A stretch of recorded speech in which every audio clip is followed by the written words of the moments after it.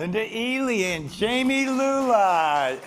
Jamie joins us this morning from Agape from LA, and Sherry Gannan here from Birdland, and Linda Ely from La Mesa, Santee, and myself from Normal Heights. So welcome, welcome. We're glad that you join us online here this morning whenever you're watching us, whether it's live with us this morning at some other part in your life. Thanks for joining us, and welcome to all of you here this morning. So I'm going to invite you to take a deep breath, to just settle into this moment, to let lesser things fall away. And together, Sherry and Jamie and Linda and I will create a sacred space here this morning for you to just kind of drop into. So I invite you this morning to just let fall away the lesser things, to breathe right into the spaciousness of your own heart, to let your body relax, become open, gentle and soft. Feel your heart opening to infinite presence. It's a perfect opportunity this morning to just let go. To let go and to feel the divine's loving arms surround you. So I invite you into the awareness of divine love.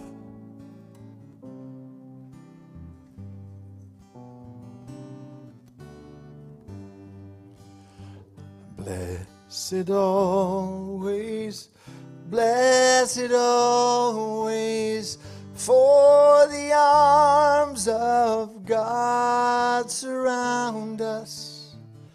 Let our joy be so triumphant that we rest in God and say amen.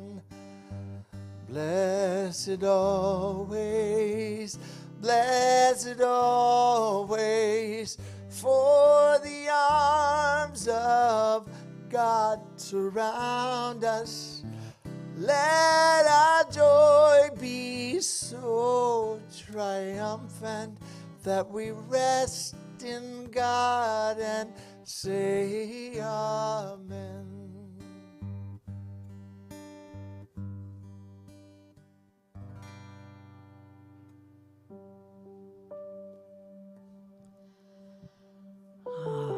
Blessed morning. We say amen not as a close, but as an opening. So join me in this first portion of our gathering for going within, for getting in touch with that spirit that is us. We'll have some music and a reading to take even deeper into those moments. And so now we pray. Let us open those gates of our hearts, knowing that Spirit resides there always. We open them not to just invite in Spirit, for it is already that in us, but we open our hearts to share that love, that Spirit without. We also open in knowing that we are sufficient. We are enough in our lives, in our beingness. For it is the truth that you and I, each one here and each person online watching today, are all one in that allness that is fully complete and perfect, and so are we. And so we know this morning or this day is blessed and very blessed with the music and the words and the consciousness of each one of you. And we know peace, the peace of the all divine, all around the world where it is so needed. And we are enough. And so we rest in that. We rest in that knowing. And softly, please join Jamie in singing Blessed Always.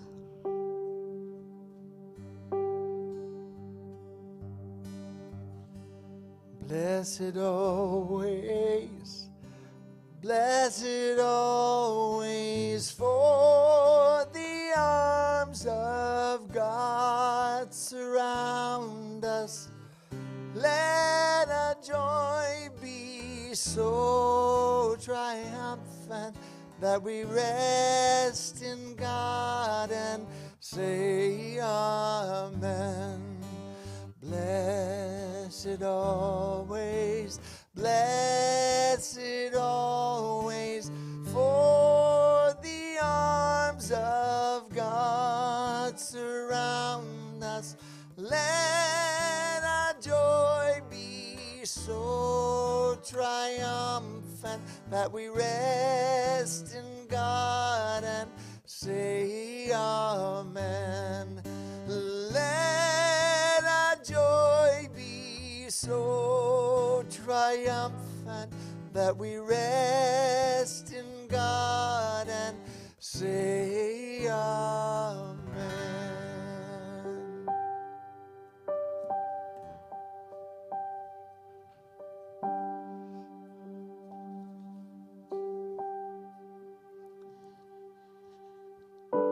And now we take the words of Lynn Twist into our hearts and minds and into our meditation that follows. Twist writes, "Sufficiency resides inside each one of us, and we can call it forward. It is a consciousness, an attention, an intentional choosing of the way we think about our circumstances. Sufficiency is a context we bring forth from within that reminds us that if we look around us and within ourselves, we will find what we need. There will always be enough. Yes, there always will be enough."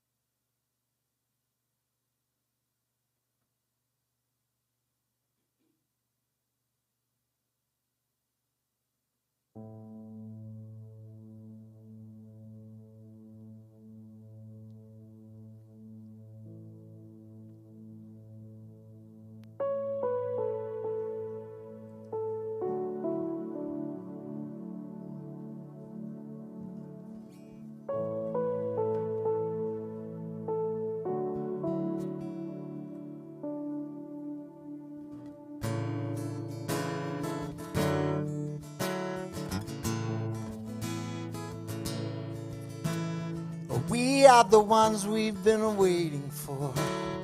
We are the love that we seek. We are the seeds we are sowing. We are the harvest we reap. Oh, we are the ones we've been waiting for. We are the love that we seek. We are the seeds we are sowing. We are the harvest we reap. Oh, I am that I am. Oh, I am that I am. Oh, we are the ones we've been waiting for. We are the love that we seek.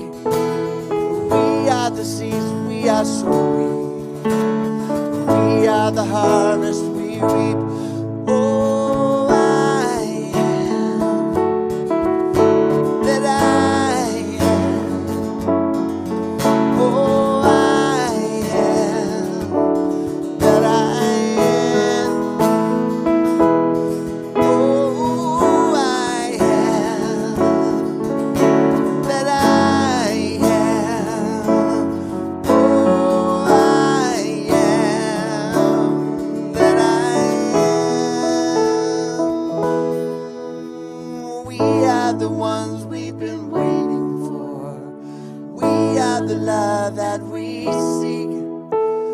We are the seeds we are sowing. We are the harvest we reap. We are the ones we've been waiting for.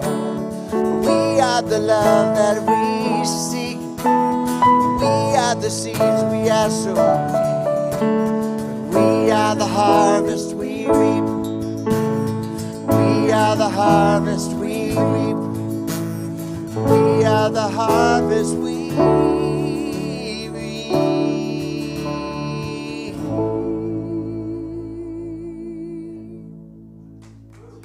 Hey, Lua. Did you write that?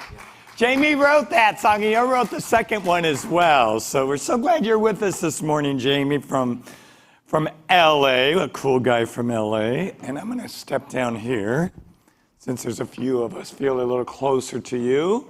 Can you see me? Hi. I always like spending a little bit of silence with you on the beginning of the week, on Sunday morning. So I've been reading, and we're talking about this book, The Soul of Money by Lynn Twist. And I just have to tell you, I'm finding a lot of powerful message in it. And I'll just share with you briefly what's happening for me. It's really tapping into that place within me where I feel like maybe sometimes I'm not enough, or there's something wrong with me. Because it's really not about the money. You know, it's never really about the money. So I'd highly recommend this book. We do have some copies for sale in the back here if you're here in the room with us.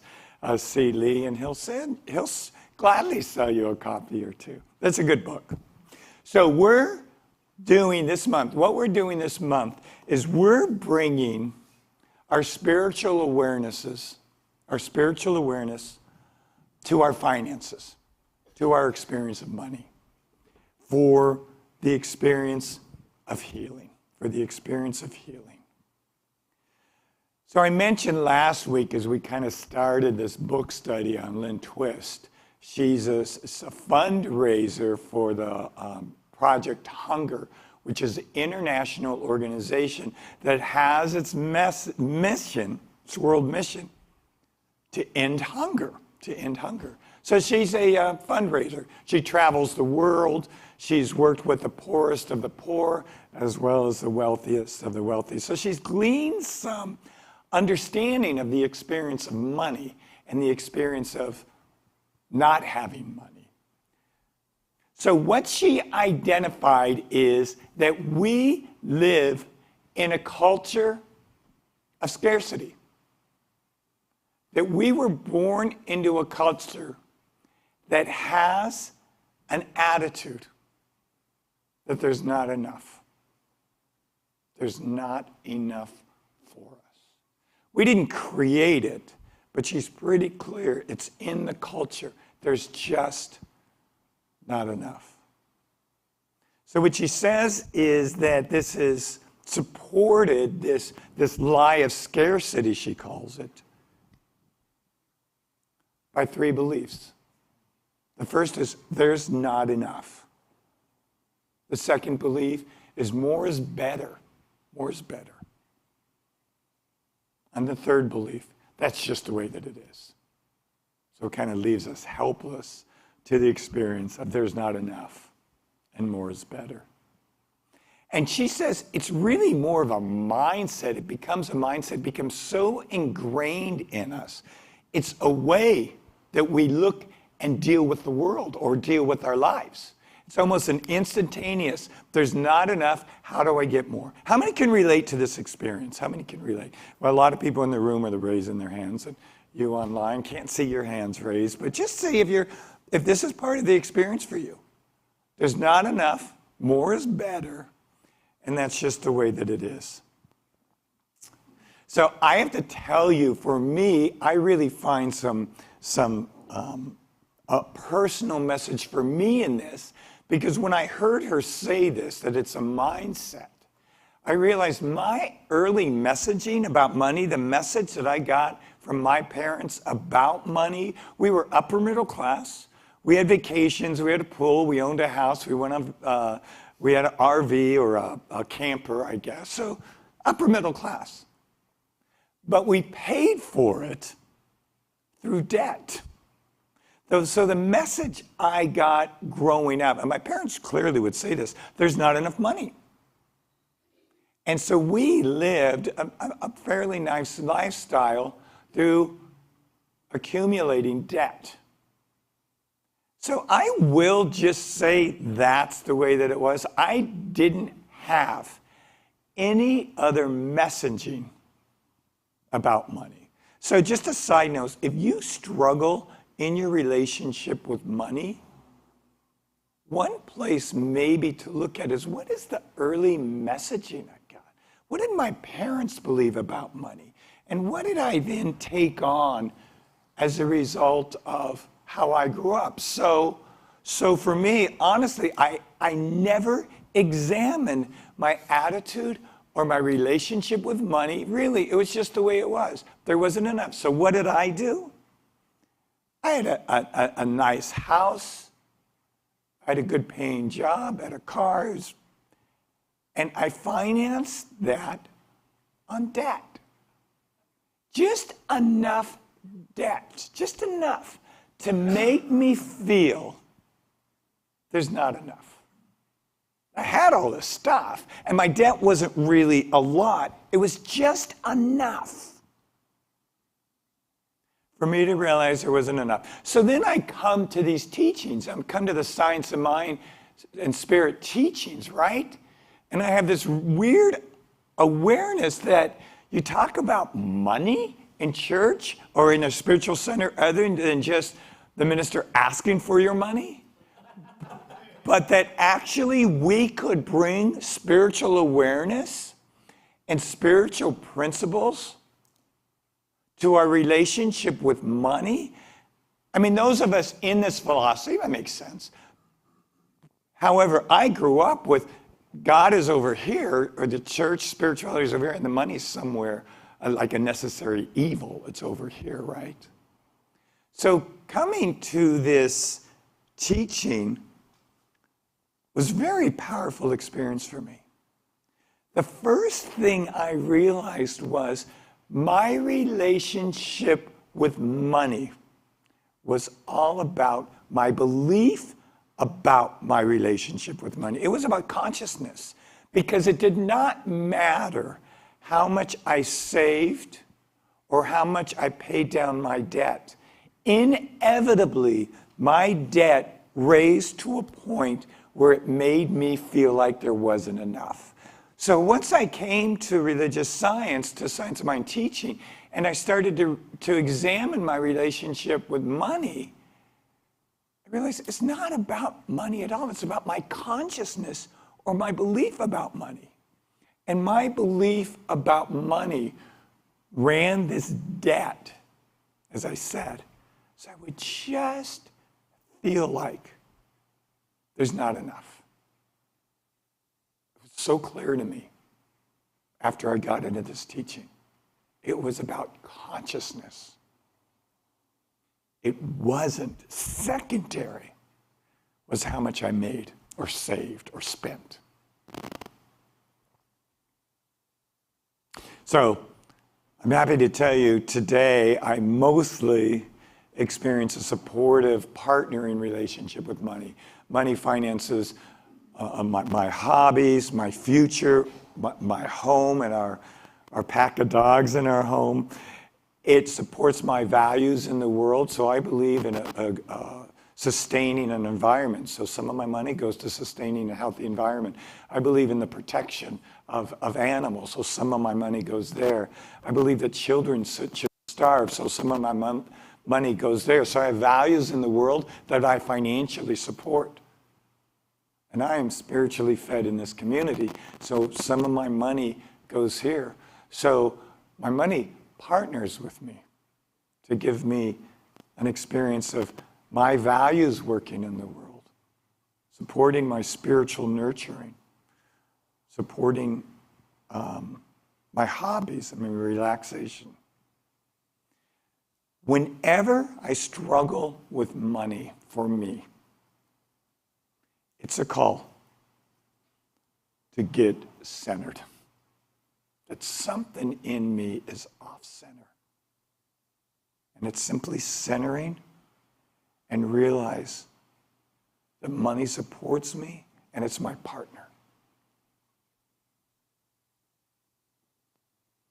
I am so grateful that my unhealed belief about money is no longer driving my life. Just have to say that. So Lynn Twist, I mentioned this last week. One of Lynn Twist's works that she did was, there's a tribe called the Achuar. It's Achuar. And I referred to them briefly last week, and they are, that we knew of in the 70s, the last tribe that discovered us, or we discovered them, that had no contact with the larger community. So they lived independent, not realizing there was a larger community or civilization outside of them. So it was a really powerful thing when at some point this tribe who had no contact with the larger community made contact.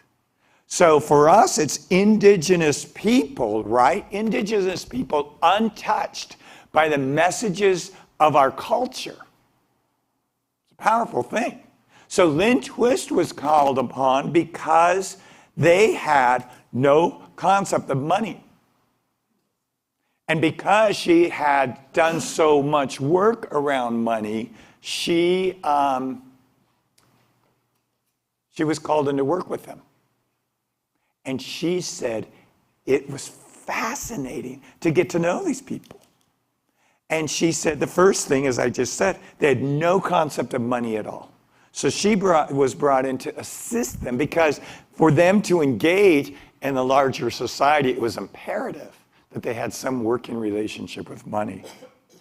She said this tribe, their language had no word for worry, no concept of worry. Imagine that. They didn't have a word for it, a concept of it, or an experience of it. She said that they There was no competition, that they worked tightly together. So if someone needed something, the community rushed in and took care of it. She said, as she spent time with them, she came to the awareness that for them, for this tribe, for them, wealth for them meant being present to the richness of the moment. Wealth for them was being present to the richness of the moment and to share that. And to share that. I have to say, I wonder if they're sorry that they got found. The final thing she said about them, of which I thought was interesting, is she said they lived, which we could imagine, they lived really closely in sync, in connection, in rhythm with nature. Right? I mean, that's all they knew. They were part of nature. They knew that. And she said that they closely experienced the law of sufficiency that's in nature. You know, if you look at nature, nature doesn't lack. In nature, without human beings, in nature's sufficient and nature's enough. It's when we add human beings into the mix that it gets a little wonky. But she said that they were so in sync with nature that they experienced sufficiency as a law. You know, I couldn't help but wonder, I wonder if that's why so many of us are drawn to the experience of nature. Because in the experience of nature, we just feel like there's enough. Lynn Twist talks about another story which I thought was fascinating. She was called into the far, harsh desert of Sahel, Sahel. She said it was a very, very harsh condition. She said she drove in jeeps. They drove in jeeps deep into the desert to find this people. And this people were beginning to suffer because their source of water was drying up. And they were so attached to their land. They had been a part of this land forever that they didn't have any concept or ability to move, and they were losing their water. So she was called in to work with this tribe, she and some other people from Project Hunger. And she talks about going into this Jeep and the storm, the wind blowing the sand so intensely. They all had to have glasses and they all had to have cloths or scarves over their face because when the sand hit their skin, it just burned. She said it was such a harsh, intense experience, and she couldn't understand how the drivers could see where they were going. And she said periodically drivers would stop and become quiet, and they would hear the distant drums. And then that's where they knew which direction to go. She said they're traveling deeper and deeper into the experience of the desert. And she says at some point, almost out of nowhere, a bunch of kids come running up to the Jeep.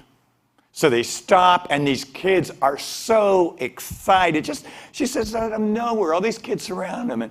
And half of them got into the Jeep because they wanted a ride, and the other half just ran alongside the Jeep as they got to the location of their people, of the tribe. And she said there were all these people that appeared, and the drums, and women in very beautiful, ornate, colorful dress. And they were all dancing. And they were so excited that these people, that Lynn Twist and her group had come. And she says she gets out of the Jeep, and the women take her by the hands and take her into the center. And she says immediately everyone was dancing, and she was dancing. And her team was engaged in this dancing with them. She said it was such a heart-open, joyful experience. And she was trying to relate that with the harsh environment that they were in. So she said they had a meeting, and they sat down in their meeting, and the leadership of the tribe were explaining to them they're running out of water. They don't have enough water. And they were Muslims, and so the men and women were separated. So she was in a group with all of the men who were talking. And she said behind her were the women who were not allowed to talk. But she said from behind her, she felt like an energy from the women. She didn't particularly say this, maybe I'll add this, but the men were trying to figure out the problem. But she just heard these women, or she not heard, she felt these women knew something. So after this meeting with the tribesmen, the leaders, she asked if she could meet with the women. They're like, really? Okay, why? So she turns and meets with the women. There was one other male in that group, and it was a translator, and everyone else was female. And the women said, we know there's water under the ground. We know that it's over there. We feel it. We know it. And they kind of were all so clear. All of the women were so clear. There's water in this one spot. And the men won't listen to us. Imagine that, right? I can't. And the men won't listen to us. So she talked to the men, and they're like, oh, she's like, let's give it a try. They're like, okay, they had to bring in these certain equipment to drill deep down. The women are doing it. The men are standing by. The men aren't watching, waiting to say, I told you so, right? So I don't remember how long it took, but guess what? They found water. They found enough water. There was a sufficient amount of water. When they stopped, the women, and listened, there was enough. Could it be that our struggle with not enough or not being enough is based on unexamined beliefs, faulty thinking, and lies? Could it be true that there is enough, that we have enough, that we are enough? So as I'm reading these couple chapters by Lynn Twist, I'm feeling pretty inspired. I said expired. I expired. No, inspired. I don't know what that was. I'm pretty inspired. And I'm always reading some kind of Joel Goldsmith too. So as I'm reading Lynn Twist, I happened to read this last week, this quote from Joel Goldsmith. Joel Goldsmith, 1940s, 50s, Christian Science practitioner, very, very phenomenal spiritual author and teacher. So he writes this. Check this out. 40s or 50s he wrote this. There is no struggle except in the mind. He says there is no struggle except in the mind. When the mind is still, there is no strain. Divinity becomes a living experience. We feel it as a cloak that surrounds us. I'm going to read that again. This is like one of my favorite readings. There is no struggle except in the mind. When the mind is still, there is no strain. And divinity becomes a living experience. We feel it as a cloak that surrounds us. When you and I step out of the mindset, step out of the loop that there's not enough, more is better, that's just the way it is, when we move from that mindset, we move into an appreciative experience of what we have.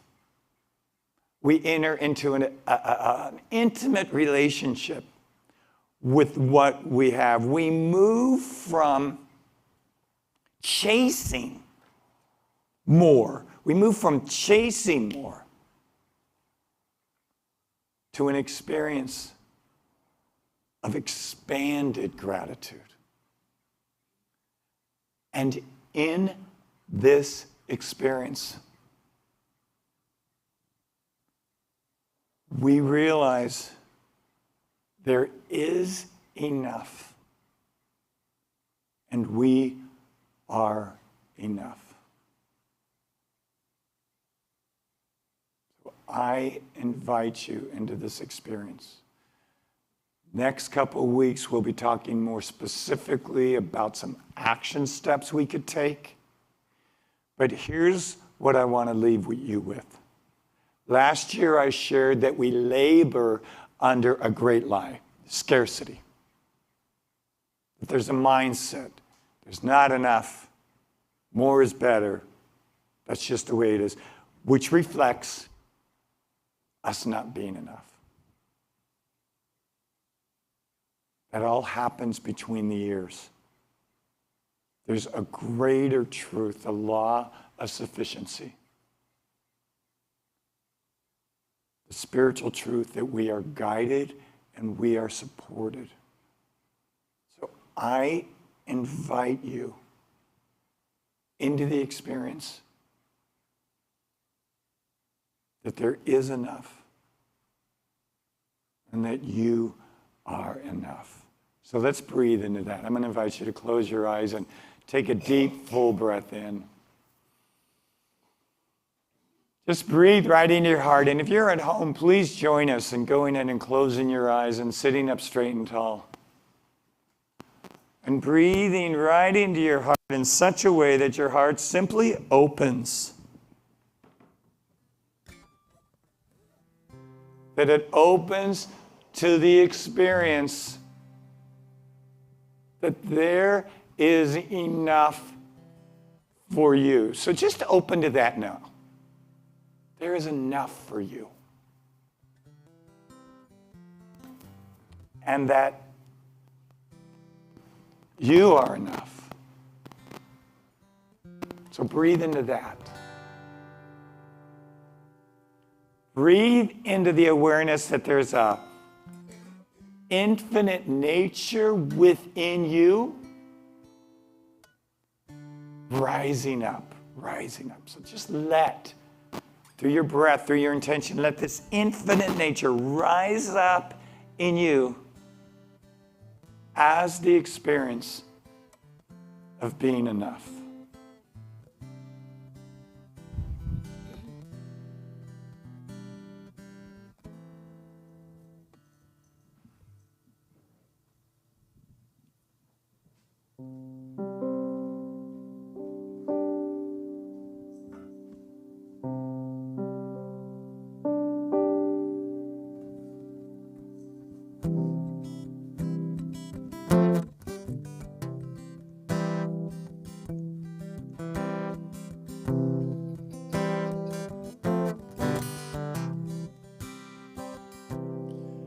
What if it's true?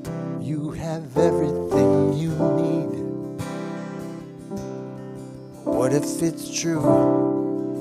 You can live your wildest dreams. Will you run and hide or go along for the ride? Test the current and tide in the ocean of possibilities. What if you knew? What if you knew? What if you knew that the brilliance you're mining is you? What if you knew? What if you knew that the infinite's rising in you?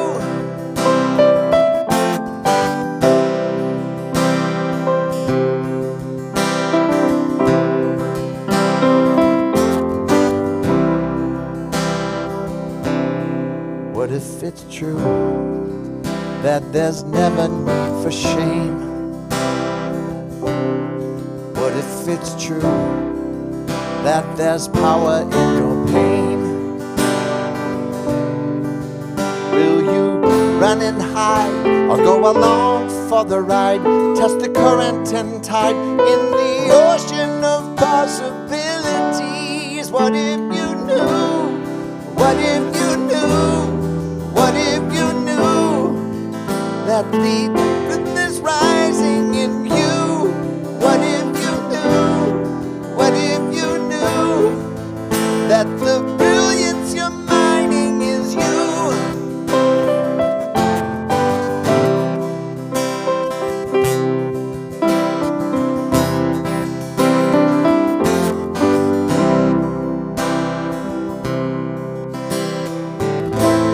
Shadow and light, yin and the yang are all part of you. The past is the past, we've all made mistakes. It isn't your truth. What if you knew? What if you knew? What if you knew that the brilliance you're mining is you? What if you knew? What if you knew that the infinite's thriving in you? What if you knew? What if you knew that your soul's so much larger than you? What if you knew? What if you knew your design is divine? Yes, it's true. What if you knew? What if you knew? What if you knew? Oh, what if you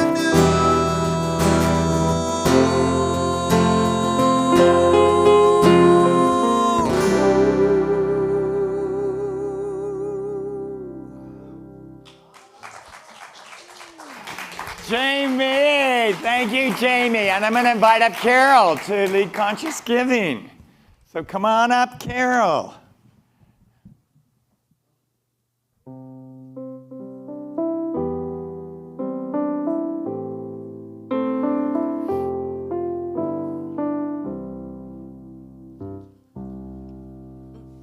Good morning. Hi.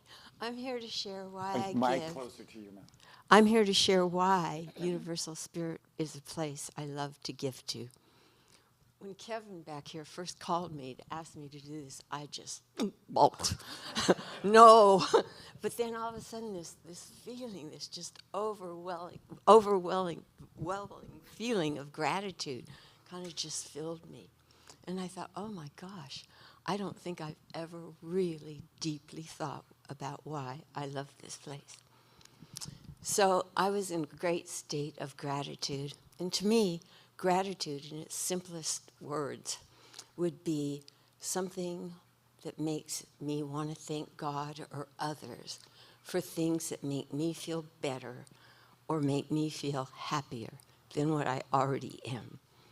Okay, so I think I'll go back to the way we always do. My first time here, I was blown away. I walked in and the energy was so good. I just couldn't believe it. I just like, oh, what's this? And it just went on somewhere throughout this. Kevin came up and he said, we give 10% of everything we make to some kind of a service organization. That stoked me. That's the only word I can say. And then there's Sunday morning services like today. How can we leave here not feeling better and happier about who we are and not worrying quite so much about money and feeling a bit more sufficient? So these are part of the reasons I give. Another one is I go to all the classes, or at least lots of them, and it's another way to support USC, but mostly it's a way to support me. I learn, I do the lessons, I take it home, I think about it. So this is another reason why I really love coming here. And the people out there and here, it's been wonderful. I've met so many people, so many spiritual guides. So these are some of the reasons I give, and I thank you. Thank you. So I invite you to generously support our community. So I invite you to place your hands over your heart. Take a deep breath in. And what if you knew that within you is an infinite nature rising up?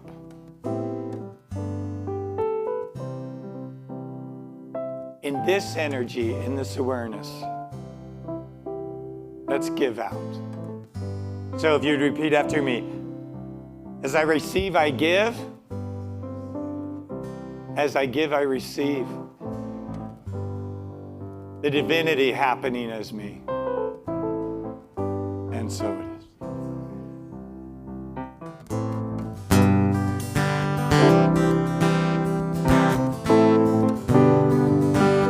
Sunshine, your eyes, dewdrops, dragonflies. I'm so grateful I'm alive. I'm so grateful I'm alive. I'm so grateful I'm alive. I'm so grateful I'm alive. I'm so grateful I'm alive. I'm so grateful I'm alive. Oh, grateful.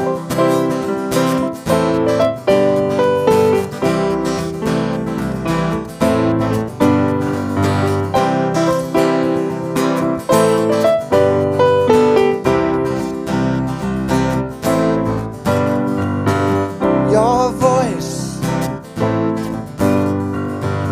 waterfall, thrush song, coyote call. Oh yeah, I'm so grateful I'm alive. I'm so grateful I'm alive. I'm so grateful I'm alive. Come on, sing it where you are. I'm so grateful I'm alive. I'm so grateful I'm alive. I'm so grateful I'm alive. I'm grateful.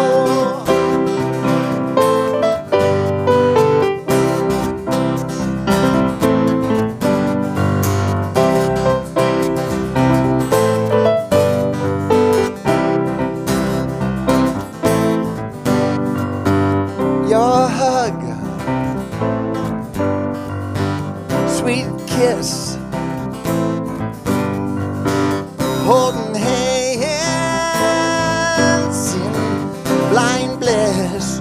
Whoa, whoa, whoa, whoa, I'm so grateful I'm alive. I'm so grateful I'm alive. I'm so grateful I'm alive. I'm so grateful I'm alive. I'm so grateful I'm alive. I'm so grateful I'm alive. Take it to the bridge. The shadows I conceal, endeavor to reveal another part of me, embracing all that I perceive. Oh.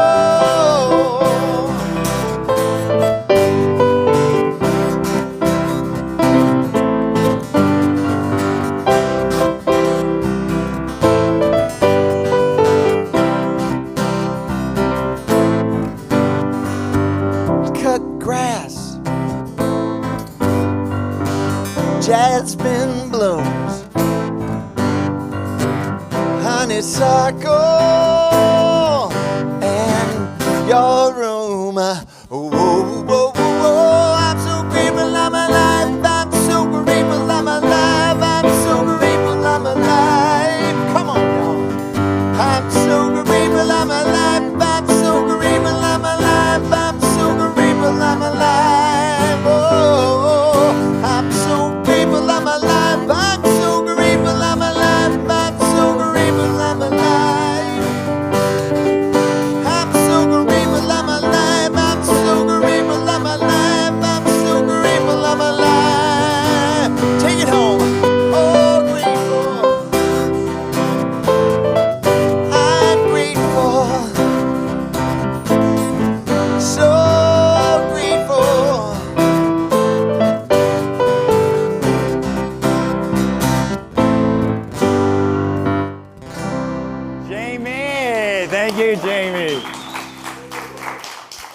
Most of your songs you sang this morning, you wrote. Yeah. Right? Last one was Floyd Lula. And the last one after the talk? That was a song I just wrote, but Grateful I'm Alive I wrote with Gary Lynn. Nice, Gary Lynn Floyd, awesome. And then he wrote that last song after the talk as a result of what I'm talking about today. And it fits so perfectly. So let's support this guy. He's got a table outside and he's selling stuff, right? He's selling stuff. Yeah, I gotta set it up. Yeah, he's going to set it up, but support this guy as he's supporting us this morning, right? So I have a few announcements. One is next Saturday night. I hope it's on your calendar. If it's not, put it on. October 15th, Saturday night. We're having a barbecue and blues concert in a very nice setting in Bankers Hill, 301 Spruce Street, Bankers Hill. Gino was going to be our blues singer, and the band is Pete Johnson. Pete Johnson. He's that friend of Linda's. Pete will be singing also. Pete Johnson. So yes, so that's happening. So get your tickets online. There's one of two ways you can buy tickets, or two types of tickets. The first is at 5 o'clock, dinner, a nice Southern style cooked dinner by Al and Carolyn Floyd. They're cooking dinner. And then at 6:30 is the concert. So that's for $65. Or you can come at 6:30 just for the concert at $35. Both of you get a wine or drink if you're interested. A beverage, I should have said. A beverage. You see where my mind is. Okay, so that's that. Also, this Monday night at 6:30 in the classroom across the street is a grief group run by Borghild. She's a phenomenal facilitator of moving us through the experience of grief. And so 6:30, there's a sign-up sheet right outside. And if you're online, go to our classes tab and then scroll down to grief group and register online that way. And the class is in person. You can come here Monday night at 6:30. Wanted to let you know about that. Also, Tuesday evening, and there's not a date on this, but Tuesday evening, not this Tuesday because we're announcing it so a week from this Tuesday, whatever date that is, at 6:30, we are having, for people who join us on Zoom, a Zoom focus group. Because those of you who are online, we want to hear from you how to make the experience better for you online. So a week from this Tuesday at 6:30 in our Zoom community room on our website, Lee and I will facilitate a focus group on hearing from you, your experience of being online. So please join us for that. And now Sherry Gannan has an announcement. All right. How many of you have had a close relationship with an animal? It could be a pet or... Well, I hope you, and even if you have not, but maybe you think of animals as maybe spirit animals or totem animals, or just observe animals in nature, like Reverend Kevin talked about, that tribe that had that indigenous group that had connection with nature. I will be facilitating a group on this book. Make sure I'm not covering it up there. 2 Dogs and a Parrot.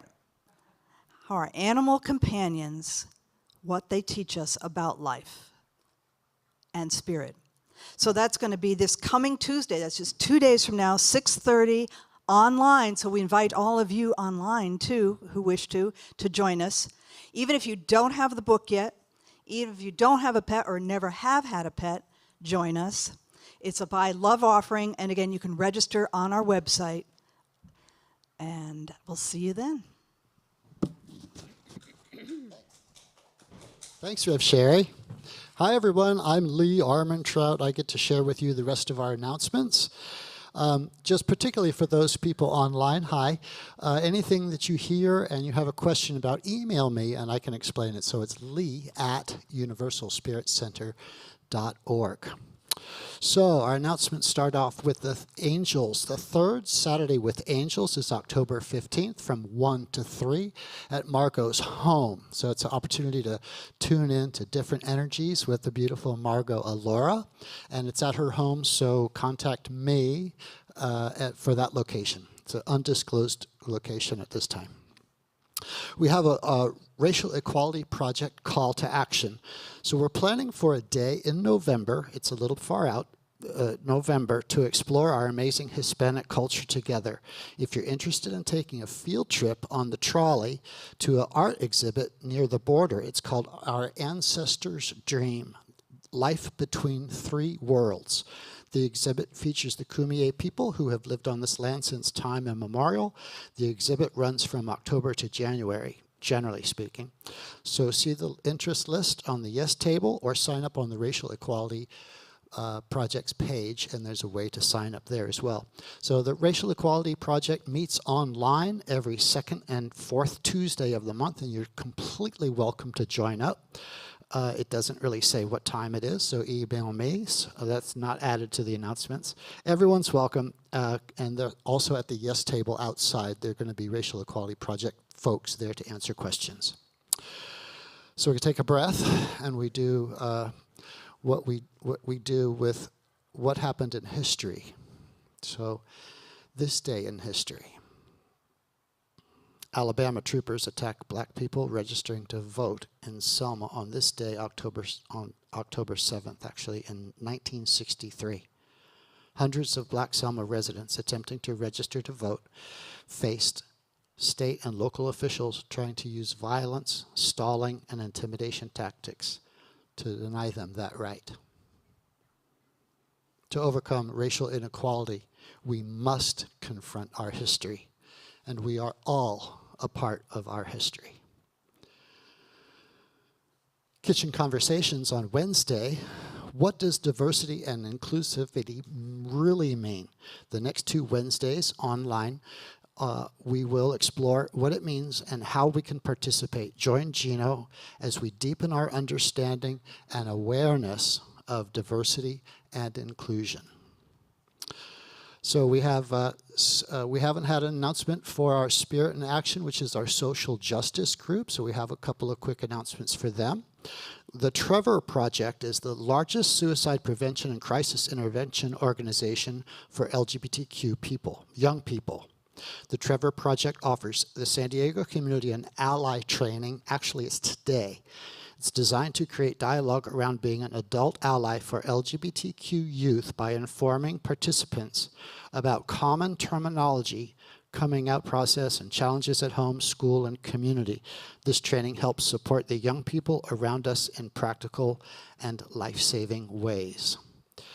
Let's see, the other thing is join the Interfaith Coalition for Earth Justice for a Buddhist meditation and talk on October 11th. From 5 to 6 p.m. on Zoom. The speakers include Dr. Larry Ward and Dr. Peggy Rowe Lord of the Lotus Institute. The event will consist of some somatic movement, a short meditation, a short talk, and Q&A.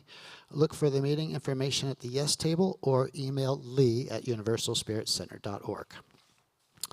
And outside right now is the lovely ladies who take care of our paper bag ministry. It's an opportunity for you to fill and create a bag of essentials for someone who might ask for assistance on the street. You can either leave them here with us, and we partner with PATH, People Assisting the Homeless, to get those essentials to brighten someone's day. So, and you can donate as well. So that's it for the, except the Bob joke. So we have, Bob's not here, God love him. So he tried to give me a joke. It was a joke about paper. I saw it, but it was terrible.